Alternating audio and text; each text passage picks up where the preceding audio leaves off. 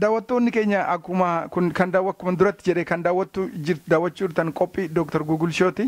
Har'a keessummaa atileetota Oromoo ogeessa akkuma duratti jedhe jaalatamoota kabajamoota biyyarraa dhufanii Chicago Marathon irratti hirmaa'aa jiran. Mee qophiin keessan amma maal fakkaata kan barana Chicago Marathonii?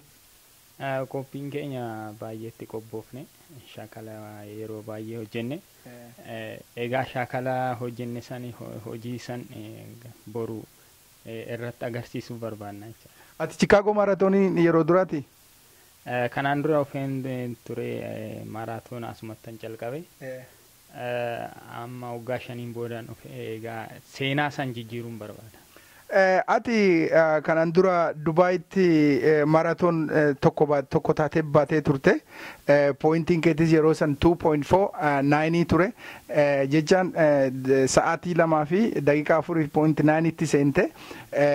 Suni maraatoonii Chicago moodha. Maraatoonii Chicago immoo rikoordiin sa'aatii 2 fi tuqaa 3 wayinaaf fakkaata.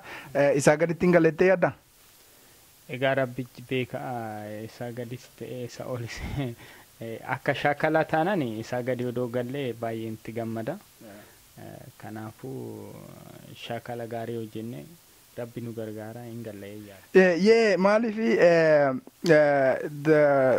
I think onnootti recordii qabda. Recordiin keetti natti fakkaate kan Dubaayitti barana fiigne 2004 moo garuu pointiin ittiin galte akka malee quubsa pointii gaariidha.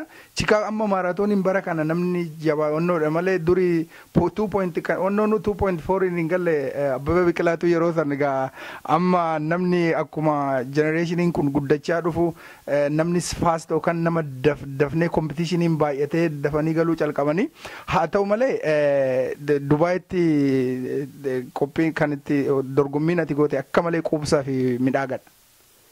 Yeroo san garuu kondiishinii gaarii irra hin jiru akkas ta'e gaariidha.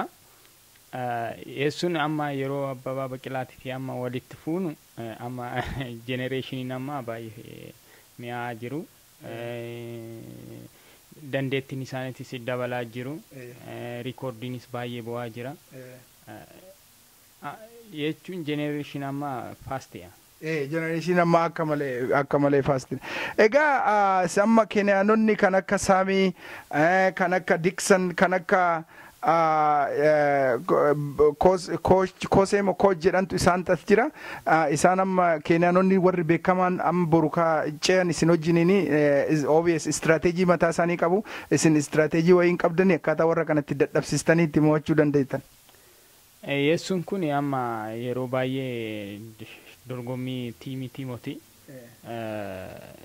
pasmeekaroonni sila jiranii akkana dadhabsiisna innee baay'ee itti yaalle peesii nuu kenname saniini nani kaannummoo maraatoona sila ta'e kiiloomeetira 42 abbaa dandeettiiti nan danda'u. Yaa dandeettiidha malee istirateejiin asirratti hin hojjetu jetta akka 10,000 yookaan 3,000 tiimooti jechuu keetiidha.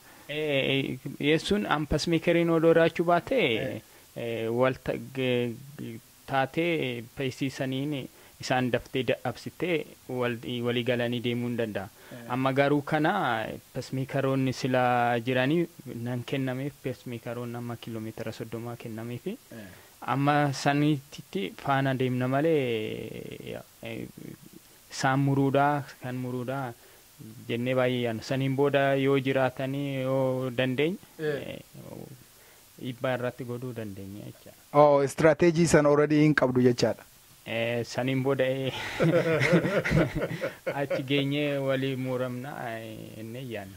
Egaa gaariif siniin hawwaa boru hunda keessaniifuu akka mootan hin abdadhaa akka mootanii galtan hin abdadhaa rabbi sinaa qarqaaru jabaadhaa horaa bulaa. Galatoomaa sinis. Okay.